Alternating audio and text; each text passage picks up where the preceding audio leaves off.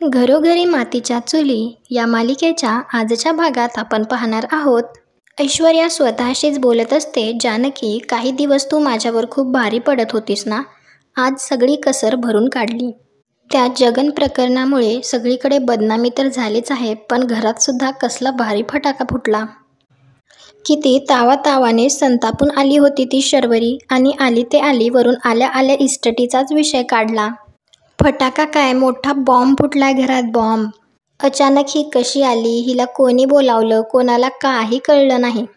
आणि स्पेशली त्या मास्तरीन जानकीला सुद्धा कळालं नाही. कळलं तर कळलं, एवढा काय प्रॉब्लेम आहे त्यात. मी काही चोरी केली आहे का? मी तर कंचनने फोन केला होता. आता मी रणदिवेंची सून आहे. इकडे ऋषिकेश जानकीला म्हणतो, आत्ता आपल्याकडे कोणताही ठोस पुरावा नाहीये, आणि आत्ता जर आपण तिच्यावर आळ घेतला तर ती सगळं गुलाबवर ढकलेल. तर जानकी म्हणते, साहजिकच आहे. नशीब रामरायाच्या कृपेने काही विपरीत नाही घडलं. आणि शर्वरी वंशच्या मनातील शंकासुद्धा मिटली. तुम्ही एक गोष्ट नोटीस केली आहे का? हाराच्या बाबतीत जे झालं तेच आत्तासुद्धा झालंय. आपण जोडण्याचा प्रयत्न करतोय आणि कोणीतरी तोडण्याचा. तर ऋषिकेश म्हणतो, जानकी, अंतःकरणात जर प्रेम असेल ना आणि समाधान असेल ना, तर जमीन, बंगला, प्रॉपर्टी हे सगळं फिकं वाटतं त्याच्यासमोर. म्हणूनच मी मगाशी शरूला म्हटलं की तिने जर माझी सगळी प्रॉपर्टी मागितली तर मी आत्ताच्या आत्ता देईन तिला. And I am really sorry for that. कदाचित तुला ते पटलं नसेल. तर जानकी म्हणते, का नाही पटणार? आणि ती ऋषिकेशला म्हणते, माझ्यासाठी माझी खरी प्रॉपर्टी तुम्हीच आहात. सगळ्यात मौल्यवान माझ्यासाठी तुम्हीच तर आहात. तुम्ही आत्ता जर म्हणालात ना, चल जानकी, आपण डोंगराच्या वळचणीला छोटंसं झोपडं बांधून राहूया, तर मला तेही चालेल. मी एका पायावर तयार होईल. तुमच्याबरोबर मीठ भाकर खाऊन सुद्धा मी आनंदात राहू शकते आयुष्यभर. पण आई म्हणून जर थोडा प्रॅक्टिकल विचार केला ना, तर ओवीच्या भविष्याची चिंता सतावते. आपल्याला सवय आहे आपण मीठ भाकर खाऊन आनंदात राहू, पण मला माहीत नाही ओवी ॲडजस्ट होईल की नाही. तर ऋषिकेश म्हणतो, त्यासाठी तिचा बाप आहे ना इथे. ओवी काही या प्रॉपर्टीवर अवलंबून नाहीये. भविष्यात तिला जे काही लागेल ना, ते सगळं मी तिला देईल माझ्या हिमतीवर. आणि उद्या शरूने जर अख्खी प्रॉपर्टी मागितली ना, तरी हसत हसत तिच्या नावावर करेल सगळं. तर जानकी म्हणते, मग माझी काहीच हरकत नाहीये ऋषिकेश. मला विश्वास आहे तुम्ही शून्यातून सुद्धा विश्व निर्माण करू शकता, आणि त्यासाठी मी तुमच्या सोबत आहे, कायम, आयुष्यभर. तर ऐश्वर्या स्वतःशीच बोलत असते, ही शर्वरी आजीसारखीच खूप उपयोगी पडणार आहे मला. आता तू बघत जानकी, तुझ्या विरोधात मी या घरात कसं विष कालवते. तू आणि तुझा नवरा आता चिमूटभर जमिनीचा सुद्धा मालक नसेल, आणि कसलेच अधिकार नसतील तुमच्या हातात, ना घरात ना ऑफिसमध्ये. ग्रेट ऐश्वर्या, ग्रेट, असं म्हणतच मोठमोठ्याने हसत असते. जिंकलीयस तू ऐश्वर्या, आज मला खूप शांत झोप येणार आहे, असं म्हणून बेडवर बसते आणि म्हणते, आणि तसंही तो डिफेक्टिव्ह पीस नाही आहे ना घरात. कसं सगळं मनासारखं झालंय ना. शांत झोप लागेल असं म्हणून झोपी जाते. एक मुलगा तोंडाला मास्क लावून रणदिवेंच्या घरात शिरतो. जानकी पाणी घेण्यासाठी खाली आलेली असते, तेव्हा त्याला तो दिसतो. तर ते त्याला विचारते, कोण आहे? परंतु तो काही न सांगता घराच्या बाहेर पळायला लागतो. तर जानकीसुद्धा त्याच्या मागोमाग पळते. पळत असताना जानकी खाली पडते. तर तो मुलगा तिला उठवण्यासाठी हात पुढे करतो. तर जानकी विचारते, कोण आहे? तेव्हा ऋषिकेश तेथे येतो आणि त्याला एक चापट मारतो, आणि त्यानंतर दुसरी चापट मारणार. तेव्हा त्याला कळतं की तो सौमित्र आहे. तर ऋषिकेश सौमित्रला विचारतो, तू असं चोरासारखं का आलायस घरात? तर सौमित्र म्हणतो, माझे सर्टिफिकेट्स राहिले ते घ्यायला आलो होतो, परंतु तिथे माझ्या रूममध्ये ऐश्वर्या झोपली आहे. तर ऋषिकेश म्हणतो, काय करणार आम्ही? तुझी रूम आता ऐश्वर्या आणि सारंगला दिली आहे. त्यावेळीसुद्धा चोरासारखा पळून गेलास, आणि आत्तासुद्धा चोरासारखा घरी आलास. तर सौमित्र म्हणतो, दादा नाही, अरे मी कशाकशातून गेलोय काय सांगू तुम्हाला. ऐश्वर्यामुळे मला माझ्याच घरात चोरासारखं वावरावं लागतंय. तर ऋषिकेश विचारतो, यात ऐश्वर्याचा काय संबंध? तर सौमित्र म्हणतो, कळत नाहीये मला, मी कसं सांगू? तर जानकी विचारते, काय सांगायचंय तुम्हाला भाऊजी? तुमच्या मनात जे असेल ते सांगा. अवंतिकाचा शेवटचा मेसेज आला होता की सौमित्र भाऊजी सुखरूप आहेत, पण त्यानंतर तिचा मेसेज नाही, फोन नाही. त्याआधी तुम्ही कुठे होतात आणि हे सगळं काय?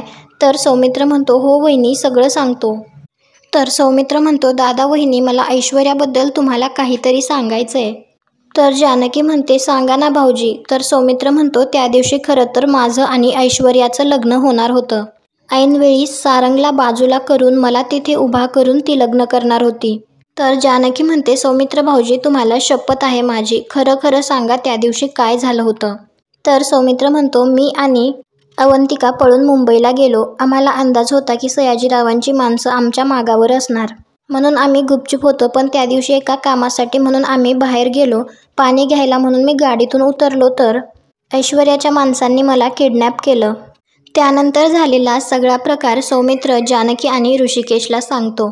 तर ऋषिकेश म्हणतो तरी जानकीला संशय आलाच होता. तुझा अंदाज खरा ठरला जानकी. तर जानकी विचारते भाऊजी मग तुमची सुटका कशी झाली. तर सौमित्र म्हणतो मी म्हणालो ना मी घाबरलो होतो खूप, मग मी तेथून पळालो. खरं तर मी तिथे येऊन सारंगशी होणारं लग्न थांबवायला पाहिजे होतं, पण मी इतका खचलो होतो ना माझ्यात हिंमतच नव्हती.